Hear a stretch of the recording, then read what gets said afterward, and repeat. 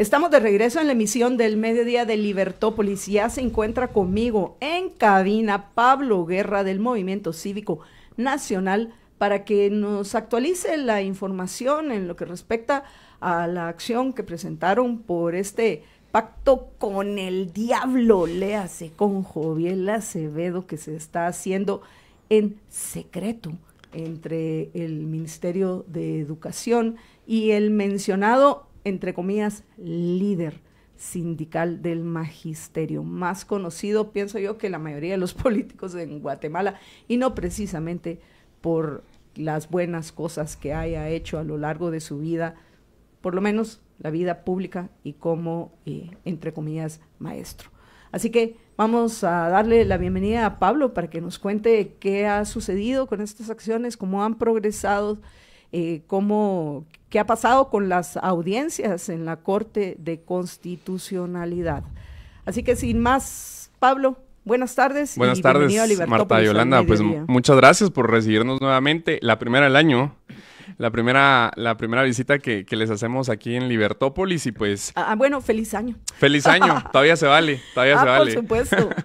Pues muchas gracias por recibirnos para hablar un poquito sobre las acciones del Movimiento Cívico Nacional con respecto al tema de la confidencialidad del pacto colectivo, que ya estamos a unos días de cumplir un año justamente, nuestro aniversario con esta causa súper importante para los guatemaltecos y para la educación de Guatemala, donde nosotros hace un año, precisamente en febrero, solicitamos información en el Ministerio de Educación para conocer el pliego de peticiones del pacto colectivo, y ahí nos topamos con esta pared de la confidencialidad, ¿verdad? Que se había entregado el pliego bajo una garantía de confidencialidad completamente ilegal, sin fundamento y sobre todo impidiendo a los guatemaltecos, a los ciudadanos, que conozcamos qué es lo que se está negociando en el pacto colectivo de educación, y súper importante. Y además, a raíz de estas acciones que nosotros emprendimos el año pasado, justamente acudimos a la Corte de Constitucionalidad en noviembre para presentar una inconstitucionalidad general parcial en contra del acuerdo ministerial que permitió esta confidencialidad. Iniciamos este proceso ante la Corte de Constitucionalidad y pues hay varias etapas dentro de este procedimiento, ¿verdad? Una de esas es que hay un momento donde la Corte de Constitucionalidad debe de decidir si se otorga la suspensión provisional o no se otorga. En nuestro caso no se otorgó y eso nos habilitó poder evacuar la audiencia y la vista pública que se realizó ayer, donde justamente como Movimiento Cívico Nacional expusimos los argumentos en contra de este acuerdo ministerial que tiene bajo reserva el pliego de peticiones. ¿Qué nos podrías detallar? ¿Qué pasó en la audiencia de ayer, Pablo? ¿Cuáles fueron los temas principales que se abordaron?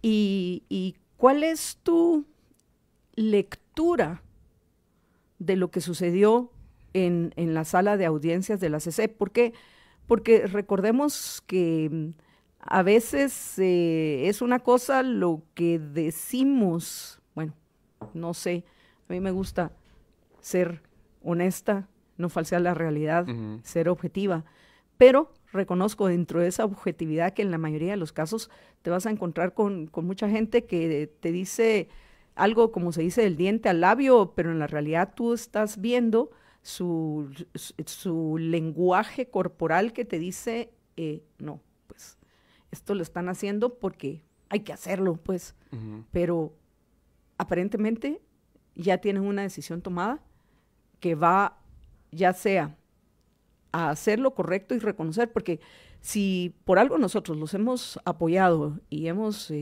cubierto de todo este caso en el Movimiento Cívico Nacional, es porque consideramos que es una lucha correcta, que se enmarca dentro de la batalla de las ideas para que podamos vivir algún día en la Guatemala que estoy segura tú y yo soñamos que no es esta. O sea, sí. Me refiero a nivel institucional y a nivel en el ambiente, seguridad, capacidad de progresar, etcétera. Entonces, ¿qué pasó? Con detalle, ¿cuáles fueron los argumentos que ustedes presentaron? ¿Y cuál fue la reacción a esos argumentos por parte no solo de los magistrados de la CC, sino de las otras personas que estaban presentes en la sala. Sí, la audiencia se desarrolló ayer justamente virtualmente, que pueden visitarla. Okay. Sí, pueden visitarla. Entonces, si es virtual, no hay análisis. Sí, es como de sala. bien difícil poder leer las posiciones, pero fue virtual. Invitamos a todos los ciudadanos a que visiten la página de la Corte de Constitucionalidad, que ahí quedó la transmisión de la audiencia.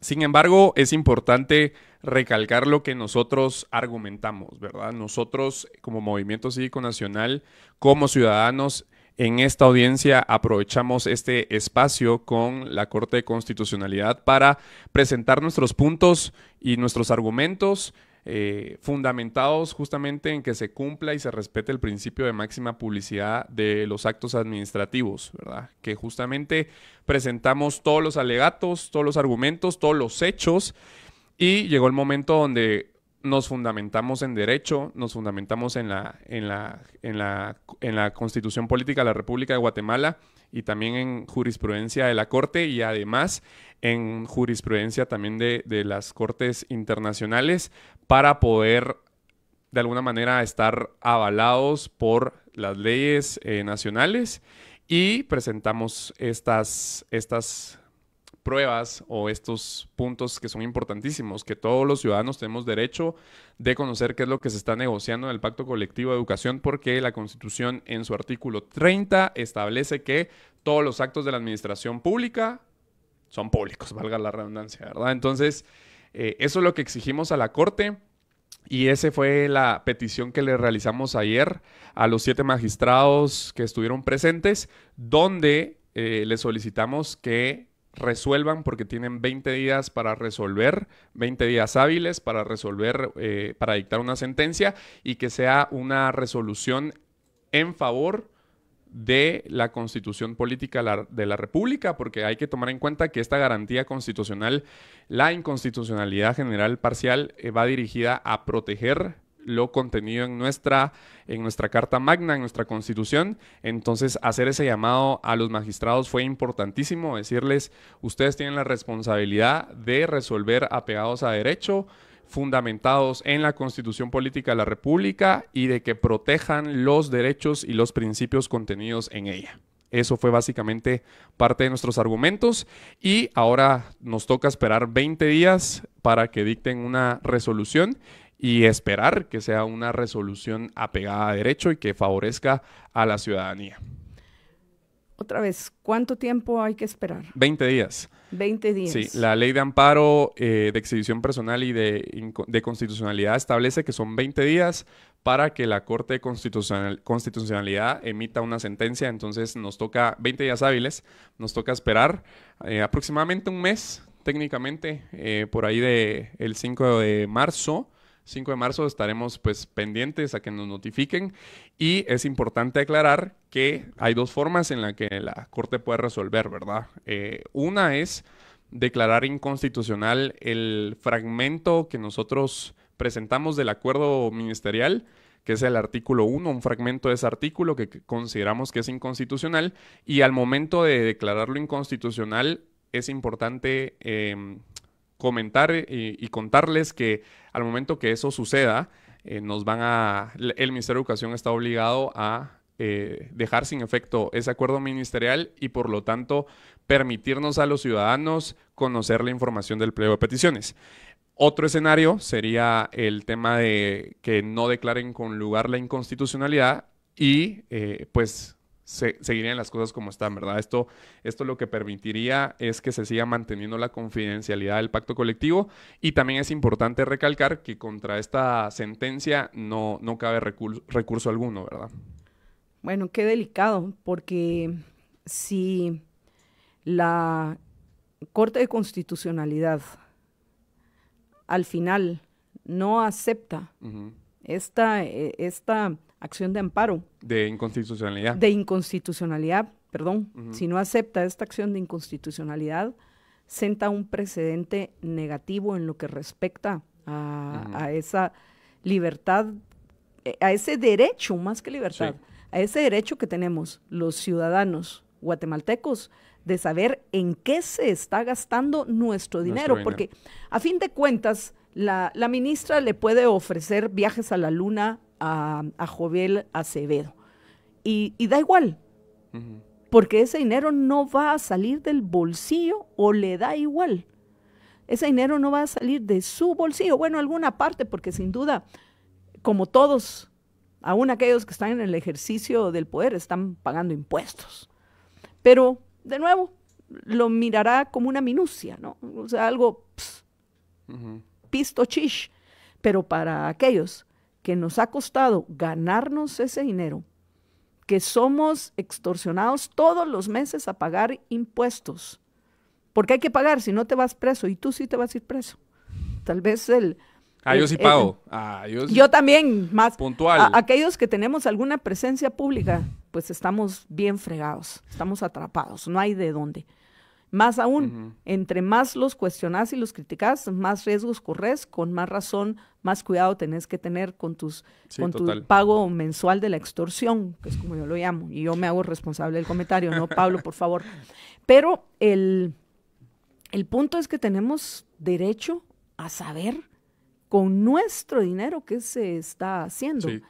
Y si los magistrados de la CC al final se hacen los locos y buscan alguna excusa X para no hacer lo correcto, van a sentar un precedente nefasto en lo que respecta al derecho a la libertad de información. Y justamente para agregar a eso es importante destacar que ahorita los magistrados de la Corte de Constitucionalidad tienen, por decirlo así, el balón en su cancha para sentar un precedente positivo, un precedente que se convierte en jurisprudencia y por lo tanto nos permite a todos los ciudadanos utilizar estas acciones que el Movimiento Cívico Nacional ha emprendido para conocer la información de todo el organigrama del Estado, de poder acceder a la información pública, sentar un precedente positivo e histórico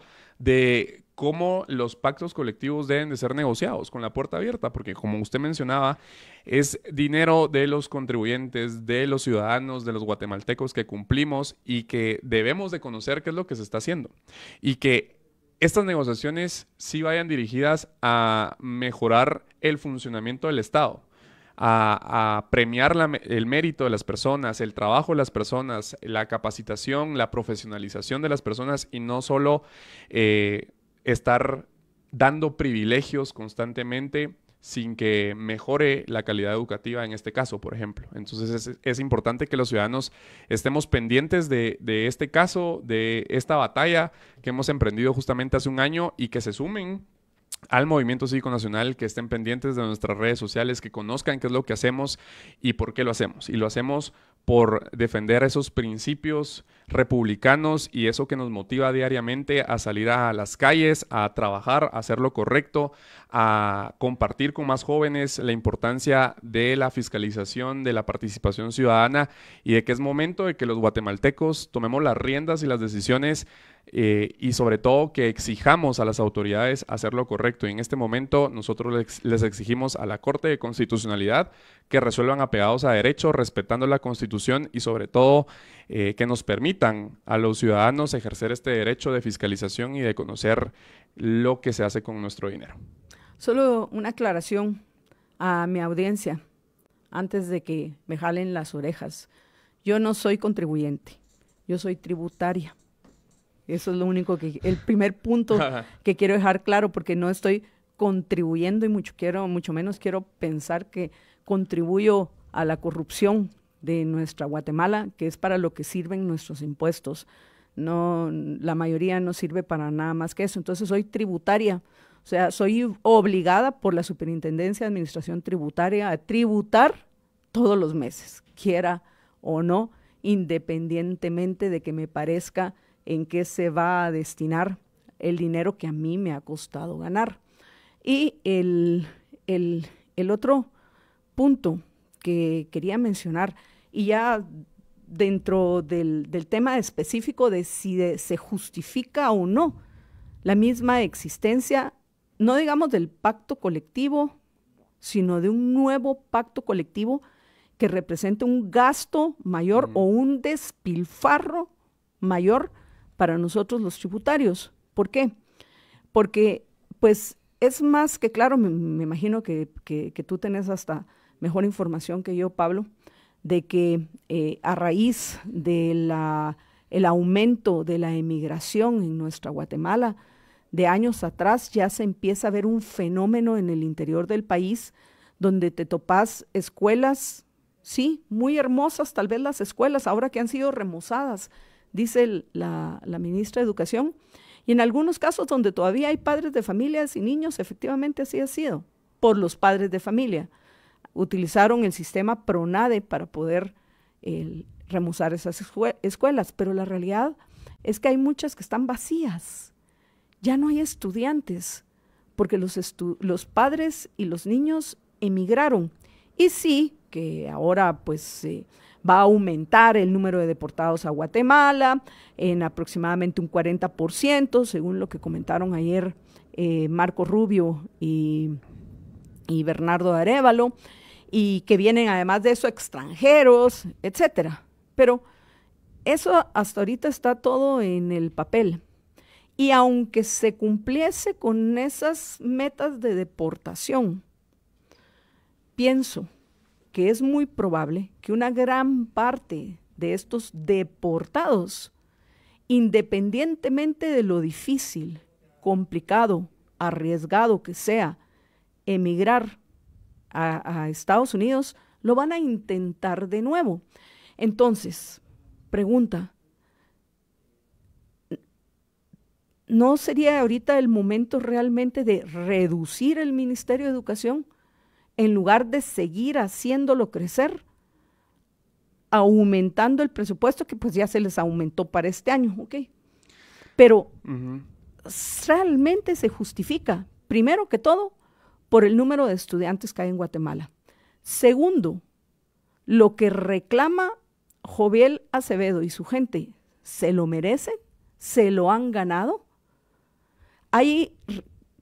¿Cuál es la forma de medir el aporte, entre comillas, que esta gente hace a los niños? ¿Los están educando? O aquellos que mal que bien llegan, entre comillas, a dar clases, ¿qué están enseñando? Es que yo me pregunto, si yo tuviera un hijo y ese hijo estuviera destinado a ir a clases con algunos de los seguidores de Joviel Acevedo, me gustaría que fueran a clase con algunos de ellos. Bueno, a ver, yo le pregunto a nuestra audiencia, ¿ustedes qué piensan? ¿Enviarían a sus hijos a recibir clases con Joviel Acevedo o mejor prefieren averiguar de qué se trata eso del homeschooling? O sea, realmente se justifica. Yo estoy, sin duda, me parece importantísimo ese cuestionamiento que se hace a la secretividad con la cual se manejan estos pactos, que no debe existir. Pero debemos hacer un cuestionamiento más profundo. Hoy, en las condiciones reales en las cuales se encuentra Guatemala, se justifica un aumento y sobre todo para un montón de vagos. Sí, yo concuerdo con este punto que nosotros hemos estado sosteniendo en el Movimiento Cívico Nacional de que es necesario tener un diálogo nacional sobre la educación de Guatemala. Hay problemas, hay una necesidad de tratar la deserción escolar, de renovar o de analizar el CNB, el tema también de la capacitación y profesionalización de los docentes.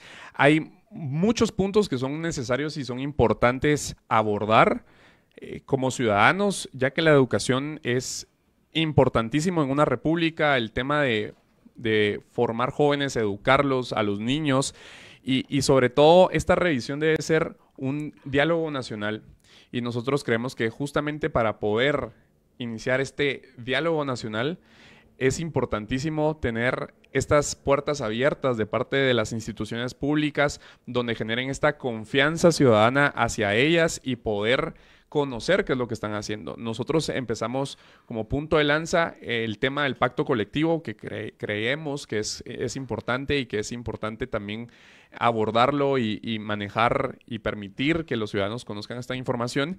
Y parte de esas acciones justamente fue lanzar nuestro Observatorio Ciudadano, donde ustedes pueden ingresar a mcn.org.gt y conocer lo que nosotros hemos destapado durante esta negociación del pacto. Ya van 32 actas que hemos subido y las hemos estado comparando con el pacto colectivo anterior para ver en qué ha aumentado. A partir de ahí, nosotros hemos emprendido diálogos ciudadanos con jóvenes, hemos emprendido también conversatorios con personas que han estado involucradas en el tema educativo en Guatemala para ir generando estos diálogos que son importantes y cuestionarnos qué funciona, qué no funciona y cómo podemos mejorar y cómo podemos brindar un mejor servicio, porque al final de cuentas la educación se ha convertido en un servicio, ¿verdad? Hay personas que pueden optar por la educación privada, pero hay un porcentaje alto de la ciudadanía que tiene que optar por la educación pública y estamos fallando. Como Estado, estamos fallando en brindar una educación de calidad y no se ha cuestionado los resultados de las evaluaciones de los niños y de los adolescentes que se hacen año con año. No se ha cuestionado qué tipo de evaluación se le realiza a los docentes y más bien se ha premiado a través del pacto colectivo, se le ha dado estos privilegios sobre licencias con goce de salario, estos aumentos salariales, también el tema de las licencias para los dirigentes sindicales que tienen la oportunidad de tomarse el mes para realizar sus actividades sindicales, y eso es lo que cuestionamos. A partir de ahí nosotros creemos que podemos empezar a generar un diálogo importante. Esta es la primera acción que nosotros tomamos, pero podemos abrir más puertas donde más ciudadanos y más personas que estén capacitadas para hablar del tema, que han estado ahí también. Nosotros tuvimos un conversatorio bien interesante con un profesor de Izabal, donde nos pudo contar desde su experiencia cómo era trabajar para el Ministerio de Educación. También tuvimos ya un acercamiento, un conversatorio con el viceministro de Educación, Francisco Cabrera, donde los jóvenes del Movimiento Cívico Nacional pudieron cuestionarle qué era lo que estaban realizando con la educación, cuáles eran las metas, cuál era la visión de educación para el país. Y hemos ido realizando no solo estas acciones del pacto, sino también hablando del tema, cuestionándonos, y precisamente invitamos a más ciudadanos a que se sumen a poder cuestionarnos. Y estas preguntas son totalmente válidas, ¿verdad? Y es importante que las hagamos, porque ¿en manos de quién está la educación? De Joviel Acevedo. Y lo quiero reconocer porque hay realmente maestros admirables que a pesar de estar tratando de cumplir con su función dentro de un contexto adverso, logran cosas increíbles. Sí los hay. Yo también he tenido la oportunidad de conversar en alguna ocasión con ellos y ver quiénes sí tienen esa vocación. Pero lamentablemente lo que ves en la realidad es que los que se benefician, entre comillas, con este tipo de pactos, como el de Joviel Acevedo, son los que no valen la pena, los parásitos, los resentidos, los que están ahí solo cuidando su plaza para ver cómo sacan raja. Algunos de ellos que llegan a violentar los derechos de los niños. Entonces, es realmente muchos de los seguidores de personajes como, no digo todos, pero muchos de los seguidores de personajes como Joviel Acevedo deberían de estar ya siendo nombrados no maestros, sino delincuentes en algunos casos. Mencionaste, Pablo, que ya tienen ustedes 32 actas, 32 actas de este pacto y que las han estado comparando con los pactos anteriores. Con el anterior. O con el pacto anterior. ¿Cuáles son las principales diferencias y cuál de esas diferencias consideras que son las más nefastas, dañinas?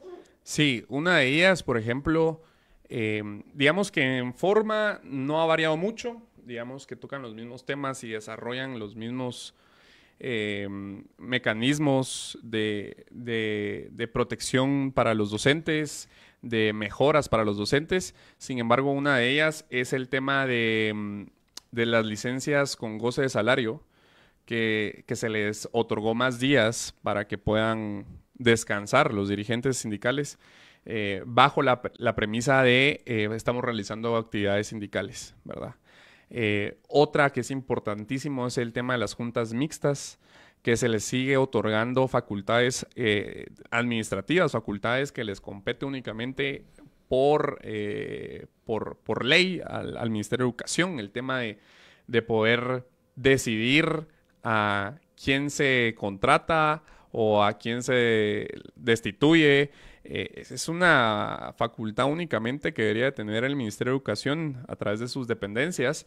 Sin embargo, a través de las juntas mixtas se les ha otorgado este poder, que son órganos colegiados que están conformados por 3 representantes del magisterio y 3 representantes del sindicato. Y esto lo que permite es una protección. Entonces, no importa la falta que yo cometa como docente, esto se va a ir a discutir a una junta mixta.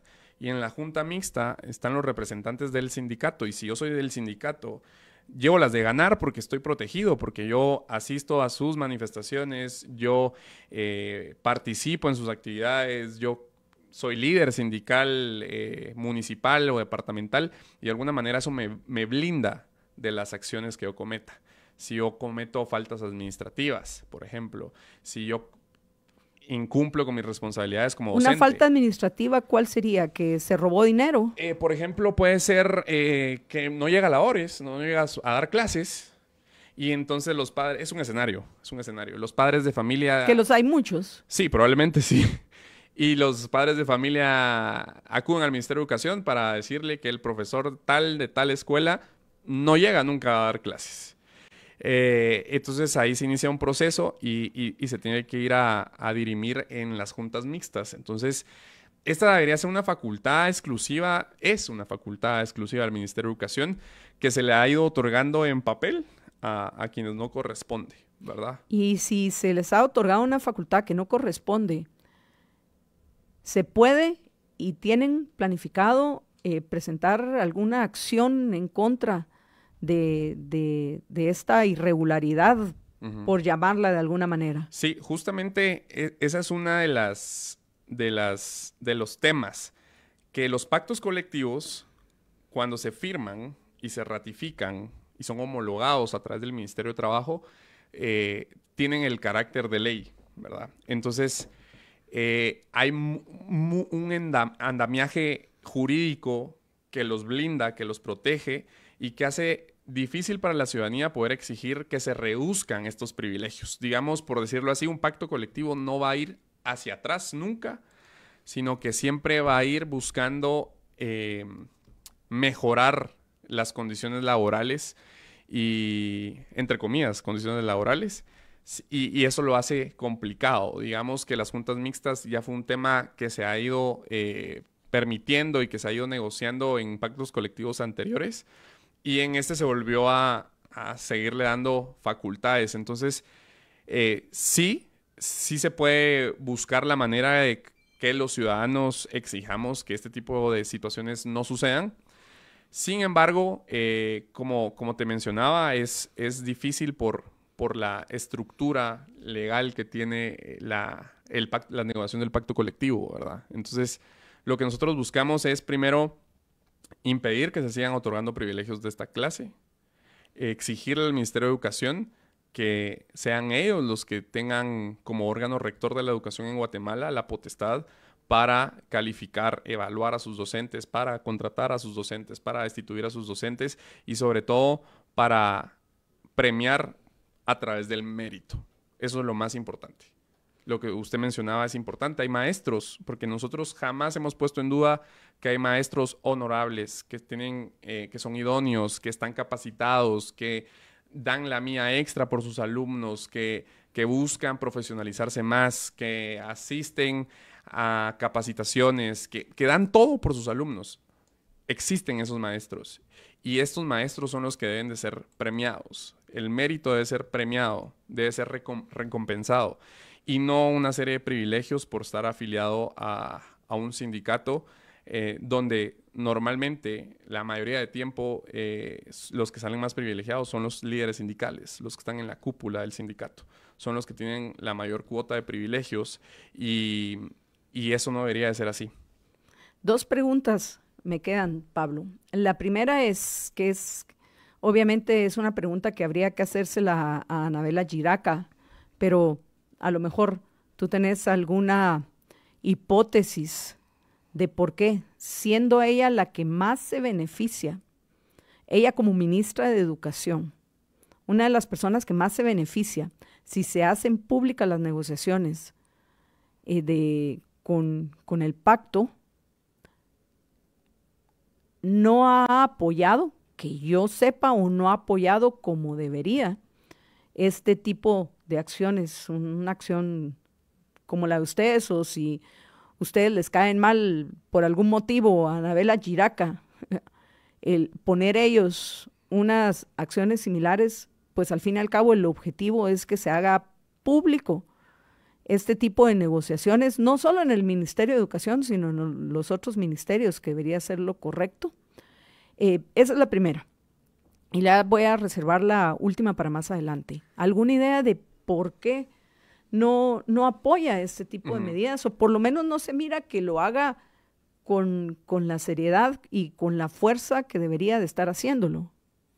Sí, nosotros hemos podido tener acercamiento con el tema, con el Ministerio de Educación a través del viceministro Francisco Cabrera, que le comentaba que tuvimos un conversatorio bien interesante con jóvenes en el Movimiento Cívico Nacional, y ellos en reiteradas ocasiones nos han comunicado, expresado que ellos tienen la intención de que se haga público el pacto colectivo, ¿verdad? Entonces, como usted menciona, es un tema controversial porque puede que, a ver, no es secreto que Joviel Acevedo ha doblegado a gobiernos, ¿verdad? Tiene una convocatoria muy fuerte. La última manifestación fue una concentración grande y yo creo que sin duda estar en una posición al frente del ministerio, siempre se han de cuestionar el tema de una paralización del Ministerio de Educación. El tema de contraponerse tan efusivamente en contra de la negociación del pacto colectivo. Estoy pensando como que estuviera yo en sus zapatos. Seguramente pasa por la mente el tema de me van a parar el magisterio, ¿verdad? Entonces yo considero que esa es una de las cuestiones que seguramente ellos analizan. Sin embargo, como le menciono, sí han tenido la apertura de mostrar interés por que sea público, y también han tenido apertura con nosotros de poder realizar actividades. Por ejemplo, la del viceministro Francisco Cabrera, que asistió a nuestra actividad, y los jóvenes, los integrantes del Movimiento Cívico Nacional, que son 300 jóvenes que participan en nuestras actividades, tuvieron la oportunidad de estar de frente con el viceministro, porque es difícil que los ciudadanos tengamos acceso a nuestras autoridades, lamentablemente. Entonces los jóvenes del movimiento tuvieron la oportunidad de estar enfrente de él y preguntarle, mire, ¿qué va a pasar con el pacto? Y mire, pero sí tienen la intención de que se haga público, y mire qué están haciendo para mejorar la educación. Entonces se realizaron muchas preguntas en este conversatorio, muy enriquecedor, y además de mucha apertura de parte del Ministerio de Educación. Eso sí lo tenemos que dejar claro. Sin embargo, pueden haber muchas interrogantes por parte de ellos de qué pasa si tomamos ciertas acciones en contra de esta situación, y una de ellas, me imagino yo, que ha de ser el tema de ¿y qué pasa si me lo echo encima y me paraliza las clases 6 meses? Entonces, al final están habiendo clases. Sí. Tal vez hay más vale un colorado que 1000 rosados, porque al final de todas formas viene el colorado, y ese colorado ha sido postergado por todos los gobiernos, incluidos el actual, los anteriores. La única que se animó a enfrentar a Joviel Acevedo, y lamentablemente no tuvo el apoyo que debió haber tenido del presidente, fue Mariel Carmen Aceña. Sí. Ella es la única que ha tenido la valentía para hacerlo. pero de ahí todos los demás, Anabela Giraca incluida, se acomodan al corrupto de Joviel Acevedo. Y al final, dime con quién andas y te diré quién eres. Es lamentable que mucho bla, bla, bla del movimiento Semilla, pero a la hora de la hora han sido con los corruptos más blandos de lo que se hubiera esperado y pues no ha habido mayor cambio en esa área en Guatemala, excepto para empeorar. Sí, y nosotros siempre hacemos este llamado a las autoridades que tienen que hacer lo correcto, que tienen que respetar las leyes, que tienen que respetar la Constitución Política de la República de Guatemala, que tienen la oportunidad de justamente tomar decisiones que beneficien a los guatemaltecos, a los ciudadanos, que realmente beneficien a los niños, que es lo más importante, es lo más importante de nuestra república.